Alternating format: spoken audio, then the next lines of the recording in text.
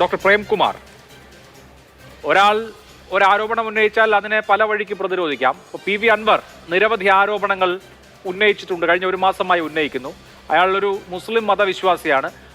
ഒരു മുസ്ലിം മതവിശ്വാസി ഒരു ആരോപണം ഉന്നയിച്ചാൽ അതിനെ പ്രതിരോധിക്കാൻ ഏറ്റവും നല്ലത് അയാളെ മതമൗലികവാദിയാക്കലാണ് എന്ന ഒരു യുക്തിയിലാണോ CPM ഇപ്പോൾ ഇങ്ങനെ മതമൗലികവാദികളാണ് അൻവറിന് പിറകിലെന്ന് ആരോപിക്കാൻ കാരണം? അഭിലാഷ്, ഈ അൻവർ സീരീസുമായിട്ട് ബന്ധപ്പെട്ട് 2 തവണ ഞാൻ ചർച്ചയ്ക്ക് വന്നിട്ടുണ്ടായിരുന്നു. അതിനുശേഷം നിങ്ങൾ വിളിച്ചപ്പോൾ വരാതിരുന്നത് എന്തുകൊണ്ടാണെന്ന് വെച്ചാൽ അൻവറിനെ പറ്റി എന്താ പറയുക, ആരോപണ രൂപത്തിലുള്ള കാര്യങ്ങൾ പറയാൻ എനിക്ക് ഇഷ്ടമില്ലാത്തതുകൊണ്ടാണ്. കാരണം ഒരു വലിയ പരിധിവരെ സത്യസന്ധനായിട്ടുള്ള മലപ്പുറം ജില്ലയിൽ ഇടതുപക്ഷത്തിൻ്റെ എന്താ പറയുക ഒരു ബേസ് ഉണ്ടാക്കുന്നതിൽ ആത്മാർത്ഥമായി തന്നെ വർക്ക് ചെയ്തിരുന്ന ഒരാളായിരുന്നു അൻവർ. അങ്ങനെയുള്ള ഒരാളെ പറ്റി നമ്മൾ കുറ്റം പറയുന്നതിലുള്ള വിഷമമുണ്ടായിരുന്നു. പക്ഷേ ഇപ്പോഴൊരു പക്ഷേ നിവൃത്തിയില്ലാത്തതുകൊണ്ടാണ് നമ്മൾ സംസാരിക്കുന്നത്. ഈ ചർച്ചേൻ്റെ അകത്ത് ഒരിടത്തും അൻവറിൻ്റെ സ്വത്ത് രാഷ്ട്രീയമോ അൻവറിൻ്റെ റിലീജിയസ് ഐഡൻറ്റിറ്റിയോ കേരളത്തിലെ പൊതുസമൂഹമോ മാധ്യമങ്ങളോ ഇടതുപക്ഷമോ CPM എടുത്തുപയോഗിച്ചിട്ടുണ്ടായിരുന്നില്ല. അതാദ്യമായി നമ്മൾ കേൾക്കുന്ന അൻവറിൻ്റെ വായിൽ നിന്ന് തന്നെയാണ്.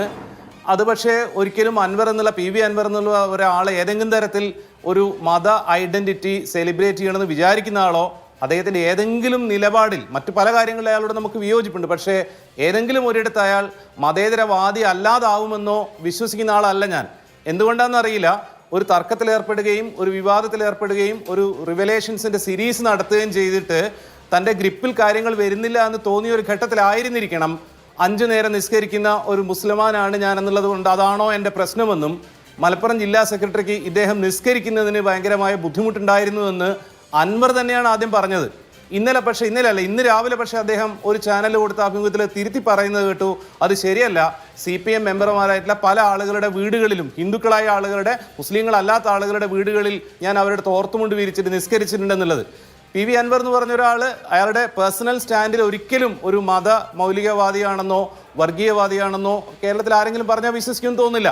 പക്ഷേ ഈ നടക്കുന്ന ഈ ചർച്ചകളുടെ ഒരു ഘട്ടത്തിൽ ഇങ്ങനെ ഒരു കാർഡ് ഇറക്കിയത് അത് എന്തിനായിരുന്നു?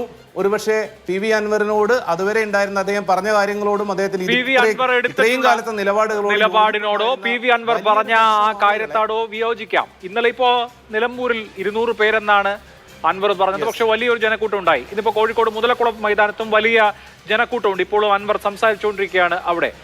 അപ്പോൾ ഇപ്പോഴത്തെ രാഷ്ട്രീയ സാഹചര്യങ്ങളിൽ അവിടേക്ക് സ്വാഭാവികമായും പല ആളുകൾ വരും. അൻവർ കേരളത്തിന്റെ കെജ്രിവാൾ ആണെന്ന് വിചാരിക്കുന്ന ആളുകളുണ്ട്. എന്നാൽ അൻവർ പറയുന്നതൊക്കെ ശരിയാണെന്ന് വിശ്വസിക്കുന്നില്ല. പക്ഷേ അൻവർ എന്താണ് പറയുന്നതെന്ന് കേൾക്കാൻ ഞങ്ങൾ വന്നതാണെന്ന് പറഞ്ഞ ആളുകളുണ്ട്. വ്യത്യസ്ത രാഷ്ട്രീയക്കാരുണ്ട്. ഇങ്ങനെ ഒരു കൂട്ടായ്മ അവിടെ ഉണ്ടായിട്ടുണ്ട്, അല്ലെങ്കിൽ ജനക്കൂട്ടം ഉണ്ടായിട്ടുണ്ട്. ഒരു ജനക്കൂട്ടം ഉണ്ടായി എന്നുള്ളത് ഉടനെ തന്നെ അത് ജമാഅത്തെ ഇസ്ലാമി, SDPI മതമൗലികവാദം, തീവ്രവാദമാവോ? അവിടെയാണ് വിയോജിപ്പ്. ഇല്ല, അതായത് നിങ്ങൾ പറയുന്ന പാലോളിയുടെ പ്രസ്താവന ഞാൻ കേട്ടിട്ടില്ല, അതിൻ്റെ ടൈറ്റിൽ മാത്രം കണ്ടതേ ഉള്ളൂ, ഞാൻ കേട്ടിട്ടില്ല. പക്ഷേ ഇന്നലെ നിലമ്പൂരിൽ ചന്തക്കുന്നിൽ പ്രസംഗിച്ച് തുടങ്ങുമ്പോൾ തന്നെ അൻവർ ആ കാർഡ് തന്നെയാണ് ഉപയോഗിച്ചിരുന്നുള്ളതാണ് സത്യം. അതായത് ഏതൊരു ശരാശരി മലയാളിയും, ഞാനും അഭിലാഷും ആരായിരുന്നാലും, നമ്മളിവിടെ ഹിന്ദുക്കളായിരുന്നാലും മുസ്ലിങ്ങളായിരുന്നാലും ക്രിസ്ത്യാനികളായിരുന്നാലും എല്ലാവരുമായിട്ടും ഇടപഴകി തന്നെയാണ് ജീവിക്കുന്നത്. ഈ നിസ്കരിക്കുക എന്നുള്ള കാര്യമൊക്കെ തന്നെ അത് പറഞ്ഞുകൊണ്ട് തന്നെയായിരുന്നു അൻവറിൻ്റെ പ്രസംഗം.